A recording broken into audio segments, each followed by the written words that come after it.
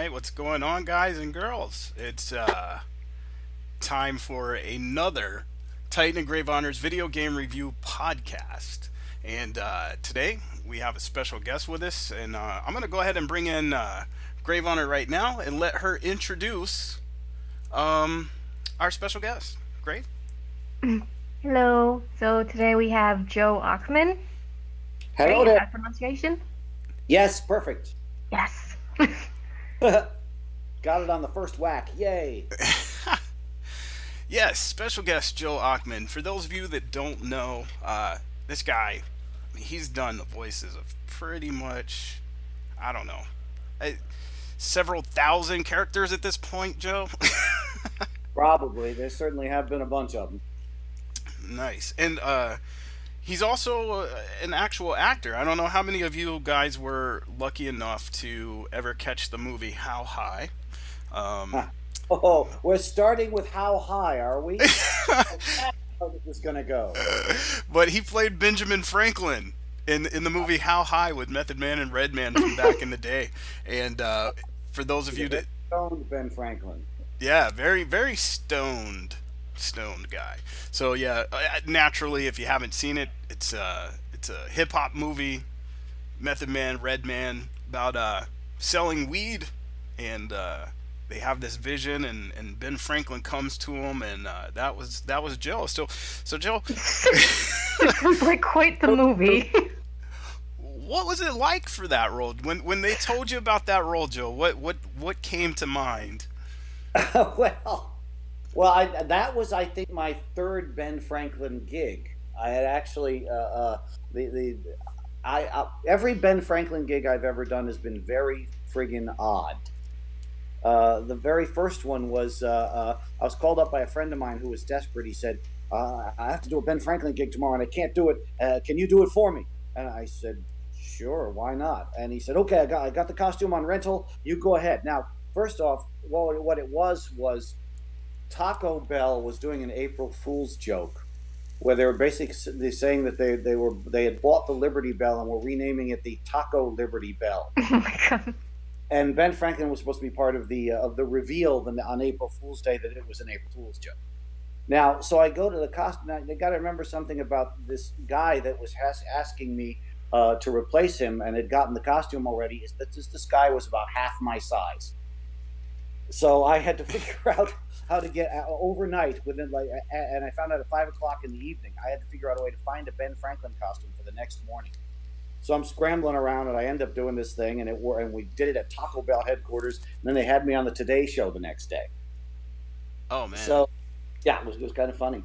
The second one that I did was for the World's Fair in Aichi, Japan, in 2005, Oh, which cool. was kind of cool. They filmed it here. It was a sort of multimedia kind of funny Ben Franklin thing in the American Pavilion, and then they flew me over to Japan to make appearances after the show. People would come out of the show, and I'd be driving around the pavilion on a Segway and giving out cards. But it was fun, and we did this whole thing with Ben learning how to use a Segway. So and then the third one was How High, and I figure okay, if I'm doing Ben Franklin for the rest of my life, it's always going to be stupid, weird, or high Ben Franklin. Hey, but let's face it. It did go in the wrong order, because it seems like if you would have did Hi Ben Franklin, then the Taco Bell Ben Franklin would have came after. One would think, wouldn't one? So, And yet, no. But actually, I had a lot of fun working on How High. I was there for a week, and it was just a gas. It was cool. It was interesting. They had said they were going to do a lot more. You know, they kept me for a week, and they said they were going to do a lot more with me than they did, but they didn't do it. So I basically got to hang around with Method Man and Redman and Fred Willard and a bunch of great actors and Oba Babatunde, who's this wonderful actor who played the stuffy principal, and he and I would sing soul songs in the makeup room, in the makeup trailer. It was a lot of fun. awesome. I had a fun job. So, we talked a little bit earlier before going live, and we mentioned about you being on like. Mention baked goods. Hey, you got to mention baked goods when you talk about How High, but Oh god. Baked goods. yeah, I get it. So, now you were in all kinds of stuff. You were in like Married with Children, Seinfeld. Like you've been doing this stuff for quite a while. I next year, 2019, will be my 40th year as an actor, Oh, which wow. amazes the crap out of me. Mm. I started in 1979, and I started doing commercials in New York. Actually, I started with I mean, I did a lot of theater, and then when I decided to do it professionally, I figured this fat bald guy's going to get commercials first. So that's what I hit first, and did a lot of commercials there. Did a little bit of radio drama when I was there, but voiceover wasn't even on the radar. I wanted to do theater, and got to try out for a couple of Broadway shows, which was fun, but didn't get in anything. And then decided, let's come out to California and try that out, figuring if I can get into a series, then in the off season I could do that Broadway show I want to do. Sure. So I came out here determined to do TV and film. No, voiceover was nowhere near in my head. Mm. And got to do Seinfeld, got to do Will and Grace, the first round of Will and Grace, got to do Married with Children, got to do Buffy, got to do a bunch of shows. I was on a ton of shows. You got to do Lois and Clark. I got to do Lois. I did 4 episodes of Lois and Clark, which was a lot of fun. I was the guy that whenever Jimmy did not deliver a message to Clark or Lois, I did. That was kind of my role. I was that guy in office who says, "Clark, this is a phone call for you." Or that kind of thing. Yeah, yeah. But it was fun. I did 4 episodes. I worked a lot. They were nice people. I actually enjoyed working with Terry Hatcher a lot. She and I would always talk. She was cool. Awesome. So I was very lucky. I So, consider myself to be very lucky in general to do all this crap that I've gotten to do. sure. Now, what was do you happen to recall what the first voice acting role you were approached about? Um, well, it depends on whether it's anime or animation. One of the first things I know was there was a casting director that I knew from New York, and he was doing voiceover stuff. He had come out to LA and was starting to do voiceover stuff, and he cast me in a foreign dub, an English dub of a French Three Little Pigs movie, and it was me and Wally Wingert and Mona Marshall and a lot of great, wonderful names. They were the first people I worked with, and I played one of the pigs, and I got to sing and I got to do all this stuff. So it was spectacular. So it was almost the Broadway show you wanted, almost. It was almost yeah, it kind of was. And then in the land of weird coincidences, which LA is. When I first moved out here, 3 different really close friends of mine from Connecticut, where I'm from, moved out at around the same time, unbeknownst to me. One of them, I direct theater now and again. One was watching cable access television. Who watched cable access television back in the day? See how long I've been doing this? And this guy's watching it, and they're interviewing me for directing this play. And this guy hasn't seen me in 8 years, and he gets in touch with me. And this turns out to be Bob Klein, who is a great anime actor who starred in El and Digimon and tons of other amazing things. And he's the guy that got me into anime. Okay. So my first job was doing a Walla group on Eagle Riders for Saban, and it was and I remember walking into and some of the biggest, the real big guys are in there, and they're all going, "Hey, how do you like me so far, Mike? Hey!" And it was back. And I went, and my first thought, I'll never forget this. I'm looking and watching all these guys try to out funny each other, and I went, "Oh, this is how it's going to be. Let us adapt." Is it like challenge accepted? Now we were off to the races. So and I've been doing anime ever since.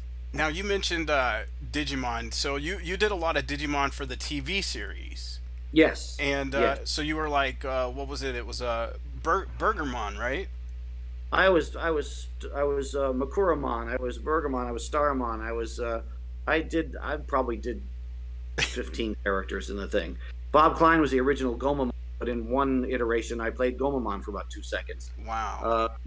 So you name it, I was in it. I think I did 4 or 5 of the series. Okay.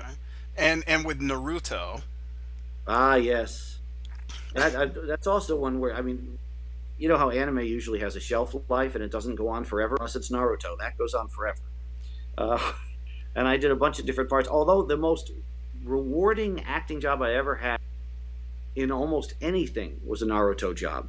Yeah. There was a Naruto Shippuden job, a power. It's called the Power Arc. It was a 6 or 8 episode arc, and I played a character named Doku, who's basically kind of a chubby, schlumpy guy who saves a bunch of kids in his village and reunites with his girlfriend who he thought he'd lost many years ago, and helps Naruto regain his power, his faith in his own power, and saves the village and saves the world. But he's just this kind of schlubby guy, and I identified with him a lot.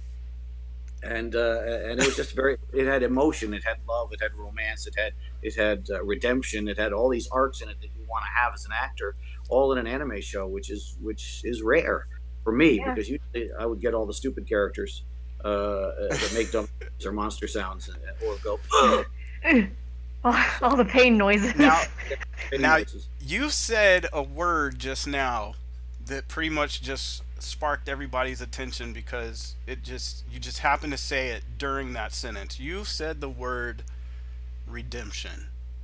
I Oh. Now say the word. the I have to segue into this now. I was going to ask you about Bleach. I was I know gonna where you're going. Yeah, I was gonna ask you about Bleach and all that, but now you've already said the key word. So, for those that don't know, Dadgummit. What have you done? this Thursday at 9 p.m., Red Dead Redemption 2 comes out. Now, of course, this is the sequel to the game. Like, the game. Red Dead Redemption kind of, like, set the bar. It was this trend-setting. I mean, even for me, I wasn't into those kind of games, but I It's played it. a lot of minds Oh my god, it was so about what was amazing. possible about what was possible in a video game. Yeah, Red Dead and is incredible that way. now And I it's the only like Wild West themed game that I know has got much praise and is so well known. Oh yeah. and I have to say I've been extremely lucky because between Rob, who did the voice of John Marston, and All you right. and Steve, and it's like it was so weird. It was surreal after playing that game for so long. Getting to know you guys, talking to you on the phone, becoming friends, and with Rob, that was his real voice. So Oh yeah. when we'd be on the phone and he'd be telling me about how you just went down the road and went to Walmart, and I'm hearing it in John Marston's voice, it was so mind John blowing. Marston's on his way to Walmart. Yeah, he's at Walmart. He's dealing with his phone, battery. It's just like stuff you wouldn't expect.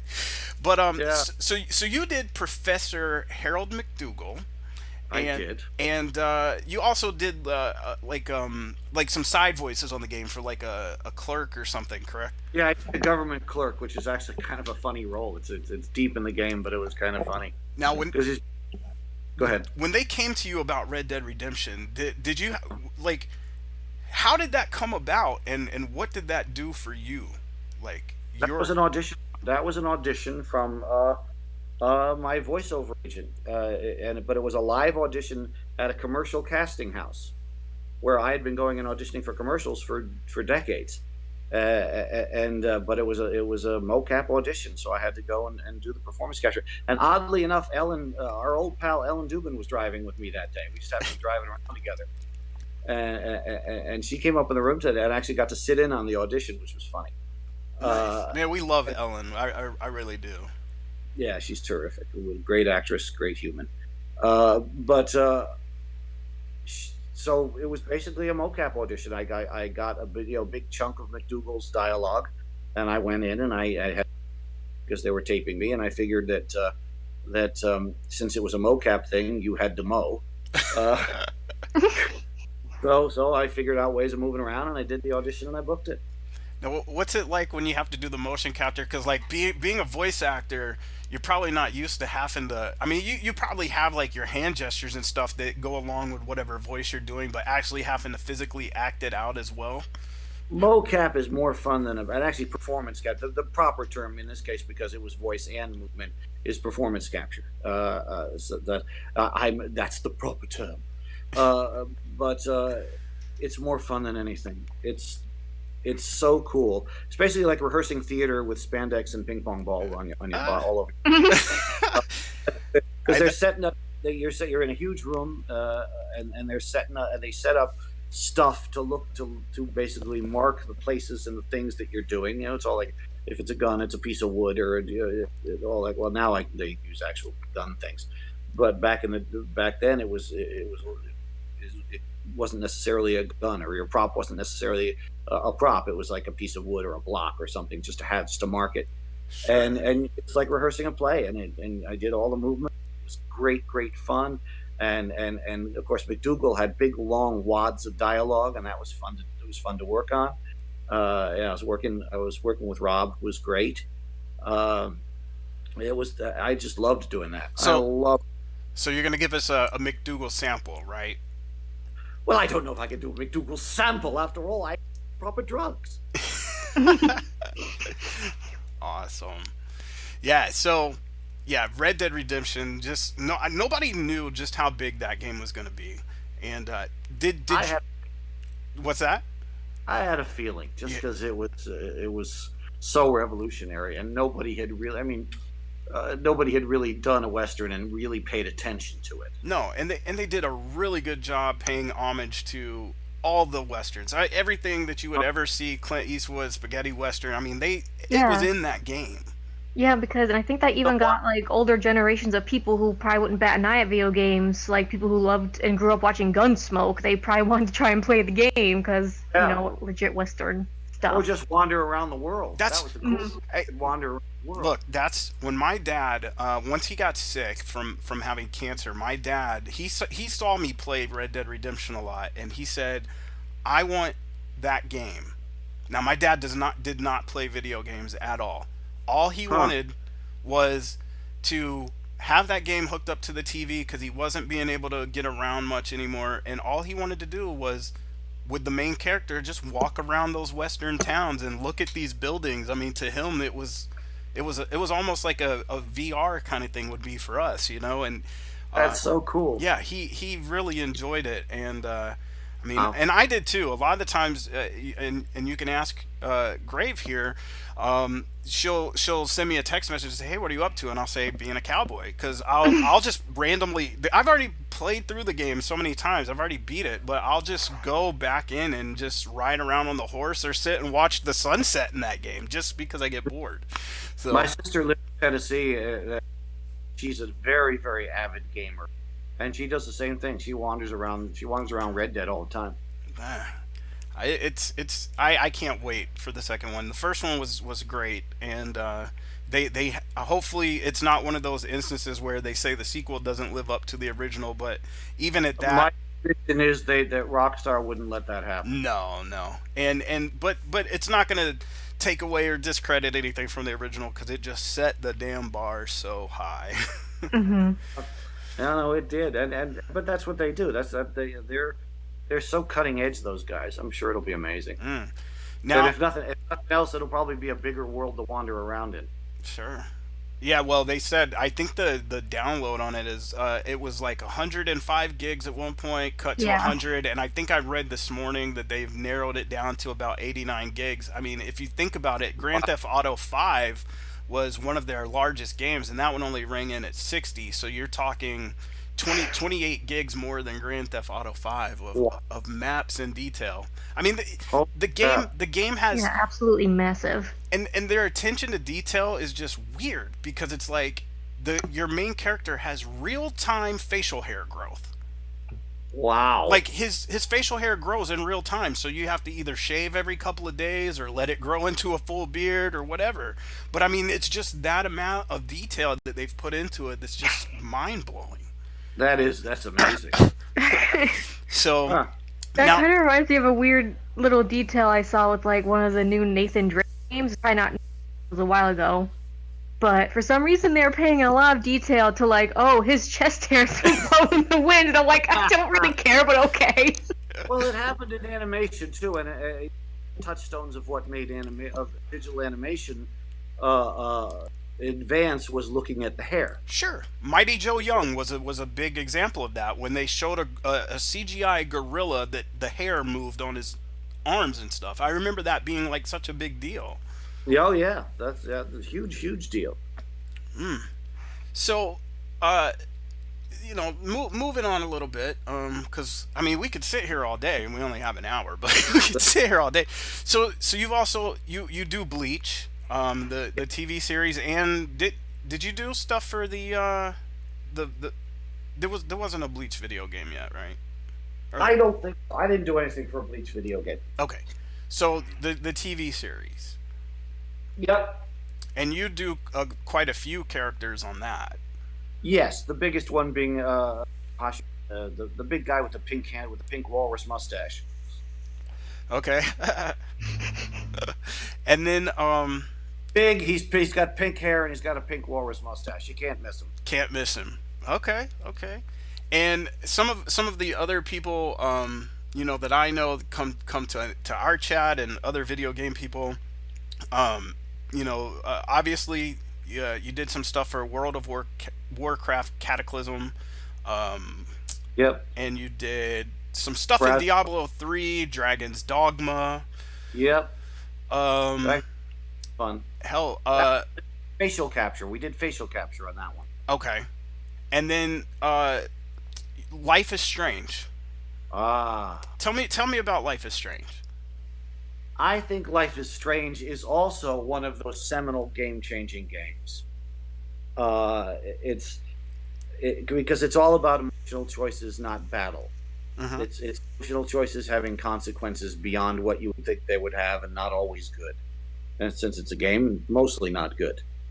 And and I had the honor of playing William Price, Chloe's actual father, rather than her stepfather in the game.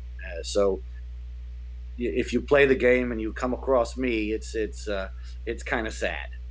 Uh, but it was, that was one of those things. It's an acting thing where you're just very simple. It's very simple acting, just being yourself and being in that situation and loving your daughter sometimes the simplest of acting things can be the most rewarding because you Sure. just get to give a slice of life, and that's what that was. I love doing Life is Strange. I'm so proud of that one. Mm. So, out of all this stuff that you've done, the anime, the video games, what is the one thing that just stands out the most in your mind? Oh, that's a rough question because some of that goes into NDA territory. Whoa, Uh, sure. uh, or not talk about territory. I mean, that thing in Naruto was one of the most rewarding things I've ever done. And I would also say Life is Strange, playing William. Even though I didn't have a large part in it, it was very, very, very rewarding. And the big thing is both of the things that I'm saying are very rewarding are things that were emotionally satisfying. Uh, Sure. Yeah. and I think whenever it's fun to we actors are always saying it's really fun to be bad guys and to do all that kind of stuff. Dragon's Dogma was like that. I played a real evil guy, and I got to do these arias of great of just pure evil. That kind of, uh, and those are great fun. But when you get something that touches you, whether it's touching you emotionally, just touching the way you feel about things, or touching a childhood emotion, something from your childhood, Sure. then that's sometimes the most rewarding thing of all. Mm. Has a role ever become difficult because the emotion behind it got really strong? Like really No, sad or anything? no, because that only helps. That only enriches it. That only gives That you makes more to. sense. Yeah. Now you were You also in one of my other favorite games, and this is a more recent favorite, but you did some stuff in World of Final Fantasy, so I gotta hear about that. World of Final Fantasy is among games. That's kind of. What's that? You broke up a little bit, Joe. I said World of Final Fantasy games. That's kind of cool. Yeah, I I love that game. I own it on everything that it can be owned on at the moment. Uh huh.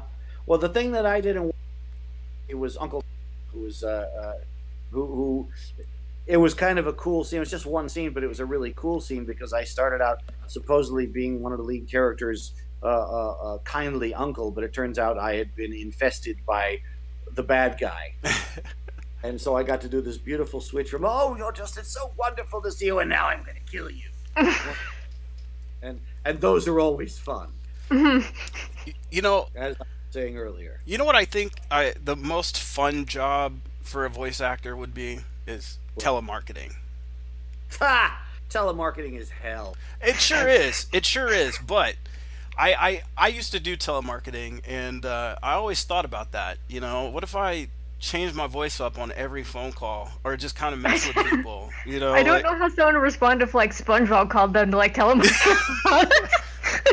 I think your supervisor would be very upset because you wouldn't be meeting your quota. You would be having too much fun. I mean, you take your evil Unkataka there, and and call somebody that hasn't paid their phone bill. You do realize your bill is past due. Well, that's not telemarketing. It was bill collecting, sure. Yeah. That's bill collecting. That would be fun in voiceover voices. But telemarketing is I've never. I remember there was a point in my acting career where things were going awry, and I was trying to look for another career, trying to figure out a thing to do to bring extra money in, as happens to all of us in our acting careers. Sure. And I went to this seminar about actors and in these jobs, and they said one of the things that they don't recommend that you do is sales, and that includes telemarketing. And I said, why? And they said, well, because actors are really good at identifying, of being enthusiastic about product and having empathy with the customer, but what they're not good at is closing the sales because they have too much empathy for the customer. When the customer says, well, I just don't have enough to pay for that, you go, oh, I understand, darn, and you don't make sales. And it always sort of hit me. And so I've never been like a sales guy. Well, I'm gonna tell you what. Whoever said that to you, we're gonna sit them down and make them watch Glengarry Glen Ross. Okay? Yeah. They want to. That's the one time that actors, that movie was all about sales, and that movie gets used as an. Go ahead. But it was acting. Yeah, but you know what? Actually doing the sales. Almost every sales place I've ever worked at always uses that Alec Baldwin scene in their training or in their motivational stuff. I mean, it's crazy. That is pretty crazy. So, now you just did some convention appearances not too long ago. I'm also doing one this weekend. Yeah, where are you going to be this weekend? This weekend, I'll be at Los Angeles Comic-Con, the former Kamikaze. I'm moderating 3 panels this weekend. It's going to be a lot of fun. One of them is called "Are You Still a Fan?" which is basically now that you've made it in the business, are you still a geek? And what do you geek out on? One is called "How to Be a God: Creating Fictional Worlds," which is basically creating fictional worlds. And the other one is about nuts and bolts of indie film production. Oh, So, they sound pretty interesting. Yeah, they're going to be good panels. It's kind of actually the same bunch of people on each panel, which is going to be kind of interesting. I'm going to be spending way too much time with these folks, but they're great. Now you'll have a table there where people can meet you and get autographs and photos and stuff. Actually, Yeah. no, I won't. No, Oh. no, not this weekend. Ah, okay. But no, for some reason I couldn't. But well, that's okay. Well, so when is the next time that somebody who wants to meet Joe and get that picture and put selfies all over Twitter and Facebook and stuff? When's the next time they could do that? I'm not sure when my next one is. I thought I was going to be doing one in January, but now I'm not quite sure. I was going to be doing one in this neck of the woods, but so I'm not going to say anything about location yet because nothing's been finalized on that. Okay. I usually do San Diego Comic-Con every year. I signed all 4 days this year, and ran a panel and was on another panel. But something will come up. The last 2 that I did were, I found out that I was doing them. One of them I found out 1 day before it, Oh. and the other one I found out 2 days before. Oh. And I was a last minute replacement in one, and in the other, a friend of mine who runs con had a terrible emergency where the plane taking his guest to the con broke down in the middle of the night, and the poor guest who was a 79-year-old woman is sitting in the airport and needed a ride, and he asked me if I would give her a ride up to the 4.5 hours up to the con, which I did. And then I got a table there and I signed and I had some fun, but that was kind of this weird last minute emergency thing where I was a good Samaritan. Well, hey, the fact that you can fill in last minute, I'll speak from experience. A lot of people who are deal with those types of things remember that. So, Yeah, I'm sure it's So very much appreciated. I like being the last minute guy. That actually appeals to me. oh yeah, Yeah, the su- the surprise factor. yeah, I like that. When I moderate panels, I tend to. Yeah, I've gotten to the point now where I've done so many of them that I kind of just get a couple of pieces of information and then do it off the cuff, and I find that fun. And I also and it also what it makes you do, it forces you to do, is really listen and make sure you get the audience involved, which a lot of panels don't do. They get a little dry. They get, I always get people involved as much as I humanly can. It's more fun that way. Yeah, I'm sure it is because sometimes I haven't ever gotten to attend a convention like this myself, but sometimes I've seen ones that people upload. Some of them just start getting kind of dry and boring. And it's like, well, I would kind of feel bad if I was sitting here doing this because I might fall asleep. But some of them do all these fun little voice scenarios that they usually wouldn't do, and it makes it pretty funny and more engaging. I did one where the two Comic Cons ago, and I was supposed to moderate a panel, and and that one I prepped for reasonably well, and I did it. And this is where I learned to relax. At the toward the just toward the end of it, or right at the end of it, a guy came up to me and he went, "Would you do me a favor and moderate my panel? I've got laryngitis and I can't do it." So I basically jumped in and moderated a panel about which I knew nothing. Oh, You should have just replied, "Sure thing, man, I'll do it." Like like you have it too. Fun. So, And so then I had to keep shutting the guy up because he kept trying to talk with the laryngitis during the panel. I said, "You got me up here because you pipe down." now, Christina, so. when Christina and I talked the other day, she had a couple of questions that I know she wanted to ask you. So I'm gonna give her the Question me, opportunity. Christina. Question. uh, I'm gonna die from all the pressure. Ah, no. Yes, I love chocolate and baked goods. They have chocolate in them.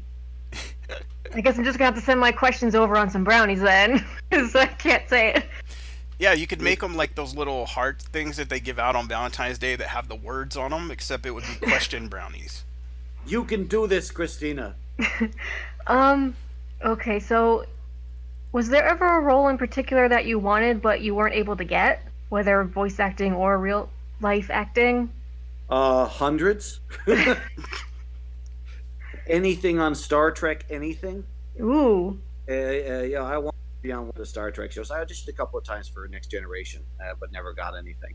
I wanted to be on that so badly, and it's not too late. This is all coming back now. Yeah, I was hoping that they would do like some kind of reboot, and then it would be really cool if you get a chance then too. Oh yeah, I hundreds of characters, of things that I've wanted to do that I didn't get to do. Yeah, that's the actor's life. You got to remember, 70% of an actor's job is auditioning. Only 30% of the time we're actually getting paid for what we do, if that. Mm. So it's all about auditioning. It's all about. Wait a second. People in this business get paid? When did this start? Every once in a while it happens. Oh man, I need to get on one of those God. days. Yes, indeedy do. Every once in a while I get paid for what I do. Actually, the thing that I always tell people is the thing I love best about acting is you never know where the next check's going to come from. And the thing I hate worst about acting is you never know where the next check's going to come from. Sounds like the gambling life to me. Whee! Well, it is a gamble. I think Crapshoot. I think on my last project, which we shot for way under budget, so none of us got paid. But I told them that they all did a great job of acting, and so great of a job that they can actually act like they're cashing a check. That's really cold. I would probably smack you. No, I wouldn't. But I do it with a dead fish. Yeah.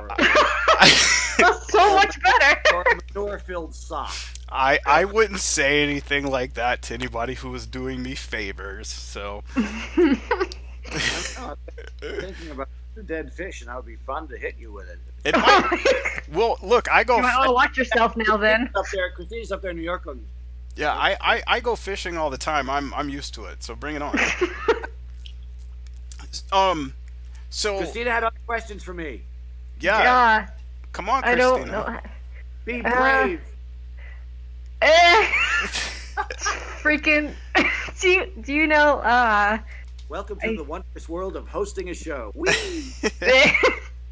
and I die later tonight. Fun times. Here, I'm gonna scroll back through our text messages when she was telling me what questions she was gonna ask and see if I can Um, jog her Well, memory. while she's thinking about that, I just want to thank you guys for letting me be, I believe, the first guest on your show. Yeah, yeah. this That's is really cool. I am very, very honored. I mean, you're really a fun guy, and with all of your history, you have lots of cool things to talk about, and it's really fun to listen to your stories too. I've been at this for a while, so stupid things have happened. well, Which I Well, stupid things equals fun stories. I mean, Well, I don't do weird things, so I don't have any fun. well, you're going to start doing some weird things. You got to get on that. yeah. Well, yeah, and this is our fourth show. We've been very consistent for once with a schedule, and we've done this every Tuesday. So this is our fourth one, and you're our first guest. And Yeah. Ellen will probably be our second, unless we have to put it off too long. But we're really excited, and I was so glad, and you answered me so quick. I mean we literally your name came up during our last show. With one of the viewers that was in the chat room, and That's all. I mean, yeah. I guess before you finish that story, it's always a surprise to me when stuff like that happens. Somebody's talking about me in a chat room. yeah. So I said, Amazes me. yeah, I said, so you know what? I talked to him. I'll just ask him. And as soon as we were done, I literally hit in stream. And I sent you a message, and 5 minutes later, you were like, "Yeah, sure, absolutely." And I was like, "Wow, that was a lot easier than I thought it was going to be." Yeah, I'm trying to develop a show that I was telling you about, and I'm hoping I have the same ease trying to get the people I So want. didn't you have to bribe with chocolate? And, That's and what it is, the chocolate. Christina, I need you. yeah, you're gonna have to. Hey, buddy, that's my girl. I want it for her chocolate. You date your brains out. I will maybe. So, but see, then you need to have her as a guest on your show. I would do that. Well, I'll tell you, one of the things is cross-purposing these things is a good idea. Sure. And ours is going to be it's going to be geekery across the ages. It's going to be because most of these shows tend to be tilted toward millennial audience. We want to bridge that Sure. bridge all the way through. So Now I found her generic list of questions. I do remember one, but I think my main issue now is that I didn't actually What? I didn't actually think of that many. Oh, okay. I guess. So I guess the next one would have been like, unless I kind of zoned out like derp and it was already answered. Do you remember what your most challenging role was? Ooh, that's a good question. I have to think about that. Oh my god, I actually got a good one. Yeah. It's a very good question. I'm trying to think of one. Well, there's negative challenging and there's positive challenging. Which would you like to hear? Let's go for negative first. And Uh, after that, we end it on a positive note. I did an episode of Candid Camera years ago, and they never used me because it was such a challenge to try to do the bit that it didn't work, and the host kept getting mad at me because I couldn't make it work. Oh. That's a shame. Basically, I was a waiter in a businessman's lunch restaurant trying to negotiate my tip beforehand. And as we said earlier, I'm not the best salesman, so it wasn't really in my big skill set. And plus, there are all these businessmen coming to lunch from their business deals, and the last thing on earth they wanted to do was negotiate a tip beforehand with some idiot waiter. So it was nobody was responding to me. We tried to work the bit for 2 days, and it just didn't work. So that was probably the most challenging, and it was the only time I really hated the job that I was doing. The only time, and the guy I was working for was a pain in the butt. So I didn't like that. Challenging. There's a stupid anime challenging job. I did. Do you know? You're an anime freak, Christina. Do you remember a show named called Stelvia? Stelvia? It's an anime show. It's look it up. It's fun. And I played this lovely character in it, and I had an assistant. And the character that I played, was supposed to have a very deep voice, and my voice is not that deep. It's kind of mid-range. and my assistant was supposed to have a high voice. And they cast me in the deep voice thing, and Paul St. Peter, who has a ridiculously deep voice, in the high voice thing. So through the entire series, they kept trying to push my voice down and his voice up. And I kept going, why didn't you just reverse this? We'd run into this all the time. We did this for fun, that's why. Just to torment you. I did a short movie when I first came to town, where it's basically we worked at 5 o'clock, 5 o'clock in the morning, shoots in the mud in Simi Valley. That was challenging. Where I was playing, and actually I was playing an alcoholic in that, and I don't drink. I've never. So whenever you're playing an alcoholic and you're not a drinker, you want to try to get it as close to really being real as you can. Yeah, I imagine most of the time people would exaggerate it with their drunken stupors. Exactly, and I was trying very hard to be careful with that, and I don't know if I ever succeeded, because I never saw it. I never saw the film. The guy basically stopped editing it, and he went on to other things, and actually has turned out to be a good indie film director and TV director since then. Oh, dang. That was kind of cool. Now, one of the things that we skipped over, because like I said, this is just you have way too much stuff that you've done for us to really talk about, but you got to do the voice of Hightower in Transformers. I did indeed. That was one of the I think actually Hightower was one of the first recurring roles that I got on an anime series. Yeah. I did 12 episodes, and I remember when I was first starting to do Transformers. Anytime you're doing something iconic, there's this, talk about special roles that you love. Do anything iconic, it touches a place in you, Sure. And to get to do a Transformer thing, it was a lot of fun that way. I mean, he wasn't anything big in terms of character. He's basically a guy. I've got an idea. Let's do it. That was pretty much him. But anytime you're working on iconic franchises or iconic anything. Oh, I just realized another favorite role, which I'll tell you about in a minute. But if you want, of course. But yeah, so anytime you're doing the iconic ones, it's fun. What I was going to say was first time I was going to do a con, I started researching. I went to look at the Transformers thing because I wanted to know which episodes I had done in case anybody asked me. And I looked on Wikipedia and I looked on IMDb, and somebody else was credited with the role. Ooh. And I went, oh shit. And I went on YouTube and I watched every episode. I went, no, that's me. No, that's not somebody else. So I went to I corrected it on IMDb, and I tried to correct it on Transformers Wikipedia, and each time I correct it, they loop it back to the other guy. So I still don't know. What the heck? So I'm assuming that the other guy still has credit on Wikipedia. Bummer. That's But lame. I listened, and it's me. It's happened. These things happen a lot. This kind of stuff happens. You try to correct it. Yeah. The only reason I cared about it was because I was doing a convention, and I wanted to use it. Oh well.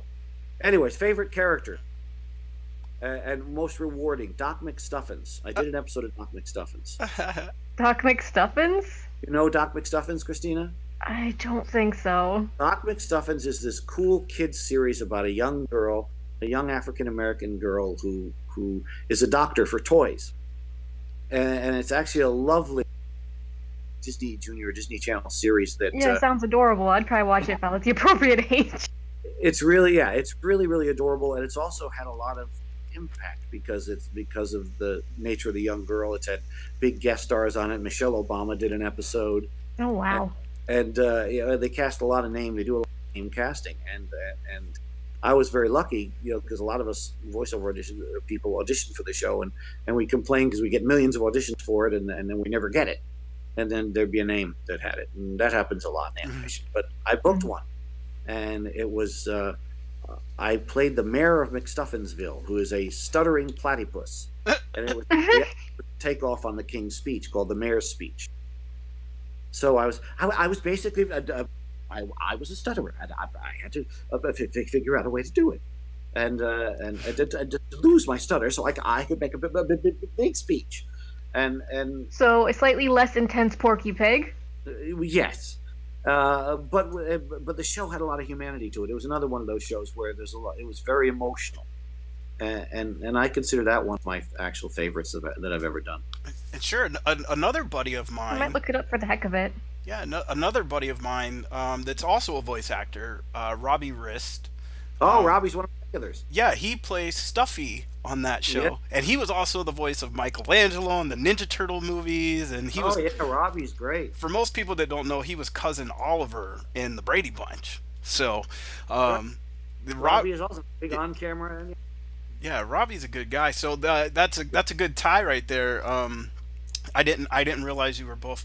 I must have missed the Doc McStuffins bulletin, but yeah, that's how I It's not know about that show. it's not something you would think Glenn necessarily responds to because it's a very very young kid show. Sure, But I've actually had interesting responses at conventions about that one, which is kind of cool. fantastic.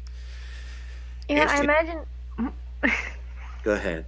I was just saying, like with the kid show thing, I guess it's not like it would be too strange of a thing because I imagine like a lot of people my age might have kids by now and they have them watching these new and very different kids shows than what was out, when I was a kid. Yeah. And even though it's still different, certain things from our childhood start to come back, and it still kind of that nostalgia hits us, and it makes us want to watch it. Like apparently, Blue's Clues is coming back, and they're getting a new host. I'm like, oh, that actually kind of makes you want to look at it a little bit, just Yeah, because, yeah. Yeah. Every time they make a new thing, I want to see it because I want to see how they did it, how they done. You know. Kind of like, oh, I want to check in and see how they're doing. And it's true. And there's of course there's new things out. I mean, there's so much animation now. There's so many things that it always astounds me what it is that pierces through. What is the thing that hits the market and really has resonance? Right now, Miraculous Tales of Ladybug and Cat Noir is this thing that's becoming this juggernaut. Do you know that show? No, that one I actually haven't heard of. I do know when My Little Pony was exploding on the internet for a while. Look up Miraculous Tales of Ladybug and Cat Noir. This thing is huge. It spawned a musical. It's spawning a live action movie. They've got clothing lines. They got all this stuff. And it was basically, we all thought when it was first casting that it was going to be some little French dubbed animated show that was going to be just sort of nice but not really have an impact. And the impact it's having is amazing. If you do a convention, I have a small part, a recurring role in the show. And whenever I do conventions, it's like walking out on stage to a Beatles concert. Dang, that's And, amazing. and the fan base is all young. It's a young girl fan base. My Instagram following is probably at least a third, if not 2/3, 13-year-old girls who are Miraculous Ladybug fans. I don't even have a big part. Uh, but it's an amazing show, and it's a lovely. It really touches something. It touches a chord, which is cool. It's great stuff, and the people who work on it are really enthusiastic about it. And enthusiasm is everything in this business. Yeah. To get to do what you love to get to have fun doing it it's worth its weight in gold. Sure. Yeah, that's pretty rare. I'm getting all serious now. And speaking of like, Stop me, Mike. yeah, so we do some voices, get out of that, use it for motivation. But speaking That's of a good idea. speaking of thinking that something was going to be independent, low budget, I'm going to just throw this out there. I heard a small rumor that you might be involved with a Stephen King project coming up. I have heard such a rumor. I am actually. I'll tell you something. Speaking of things to be excited about, dude, this is exciting. Okay. To get to play once again, we're in iconic character land, and Mike Roberts, host of this particular show, filmmaker extraordinaire, is doing a short based on a Stephen King short story, and he's asked me to be Dr. Watson in it, and I am so thrilled to be able to do that. I cannot tell you. Well, Make it happen, dude. I personally think it's going to be awesome. We'll get there. We'll get to that point. And yes, What's it called, Mike? it's called The Doctor's Case, and What's it about? well, it's about I can't really give too many spoilers, but it's about Sherlock Holmes and John Watson on a case, and I really, That's enough. that's about all I can say. Yeah. And you know, it was written by Stephen King in 1986. So written by Stephen King in 1986, and it was included in a couple of his books. I think the most recent book you can get it in is one called Nightmares and Dreamscapes. And yeah, so I adapted the screenplay last year after you know, obtaining the little rights for it. And actually, Hey, Chris, are you allowed to tell the story of how of what the right situation is on that? 'Cause it's a cool story. If um, you can, I you can. yeah, I mean, I can. Basically, it was just one of those things I'm where interviewing Mike, Christina. Have you noticed? Have you got any questions for him? yeah, yeah. Don't let's not make this about me. But basically, it was one of those things where I was in between projects. I applied for the rights, thought it was going to get turned down, and they actually approved me and gave me the rights. Christina was actually here when that happened and the contract came through, and she got to sign the contract as a witness, which you know probably isn't all that exciting, but I mean her name is on it. Her name is on an official Stephen King document. So, Okay. No, my terrible handwriting, witness. Yeah. I live in the town where the entire film industry got its start here because of Stephen King when he came here and did Firestarter with Dino De Laurentiis, which opened up DEG Studios, which is now Screen Gem Studios. And after Firestarter, he did Cat's Eye.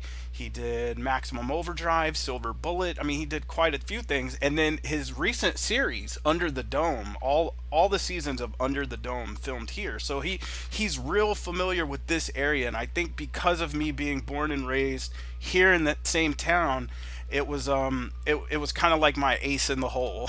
so That's cool, man. so that And, you and had my one. first question when I got the script was, where is he going to shoot this thing? The locations and stuff. And the stuff you've come up with is astounding. Yeah, making modern day Wilmington specifically look like 1899 London provides a lot of challenge. So we had to think about how we do our interiors, exteriors, and You guys are cutting in and out a little bit, guys, just so you know. yeah, it's probably because noise canceling. There was like a fire engine going by, so it was probably louder than me. Uh, But but yeah, so it poses a lot of challenges. So we're just looking at different ways to come up creatively and work around it without sacrificing anything in the story itself. yeah.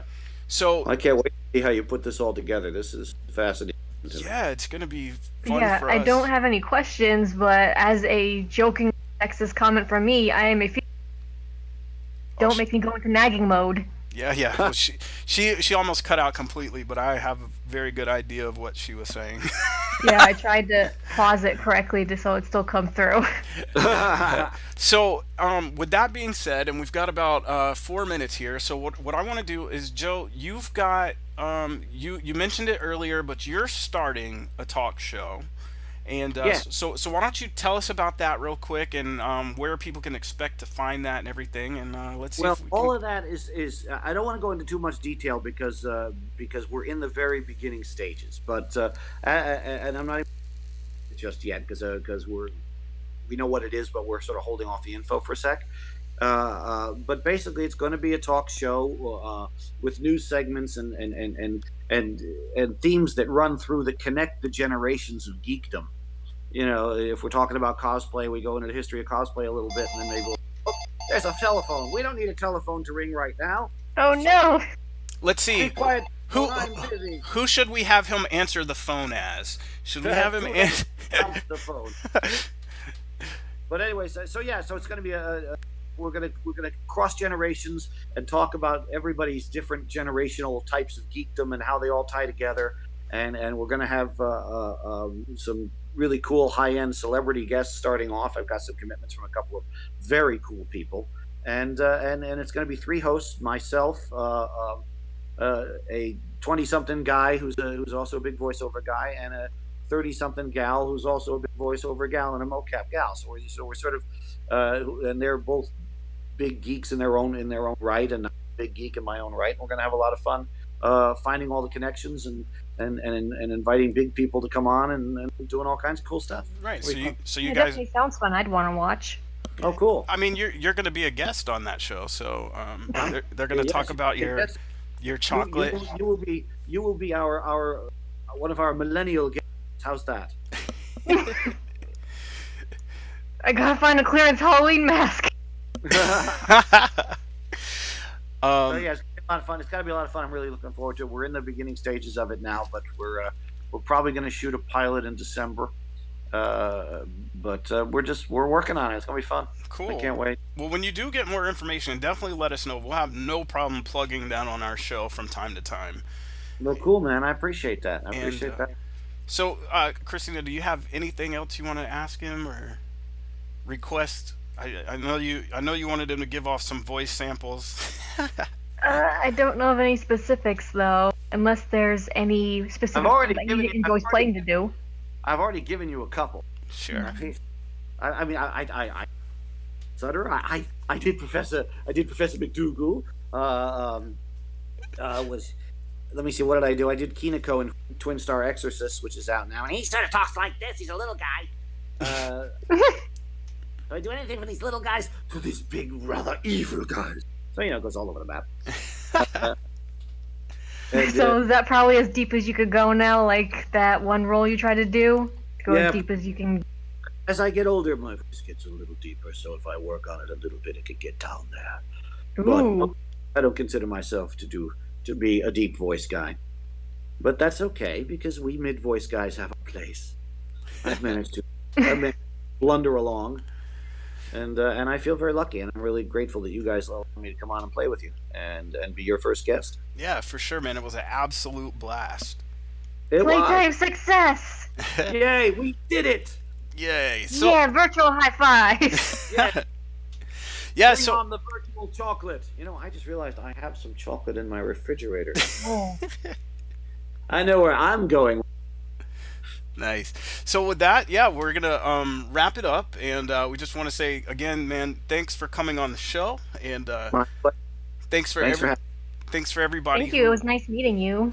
You too, Christine. Thanks a lot. Yeah, and thanks for everybody who tuned in. And just remember, we do this every Tuesday, 3 p.m. Eastern Standard Time. Sometimes we just talk about random stuff, and this is our first time having a guest, but we're definitely planning on doing that more in And- the future. You had fun, and follow me on Instagram and Twitter if you can. Yeah, definitely follow Joe Ochman, OCHMAN. Thank you for spelling it. Yes, OCHMAN, and it's Ochman, like not Not Ochman. Ahmed. It's Yeah. not Ochman, it's not Ichman, it's Yeah, and so for the rest of you guys, if you're not already, be sure you follow us on Twitch and our YouTube page, and we will also have a replay of this podcast available on YouTube within, I would say, within the next hour or so. So if you missed it, you'll have a chance to catch back up on that, and be sure and like it and give us a follow over there too, man. It all of it, every little bit goes a long way. So thank you guys again, and we'll catch you next week.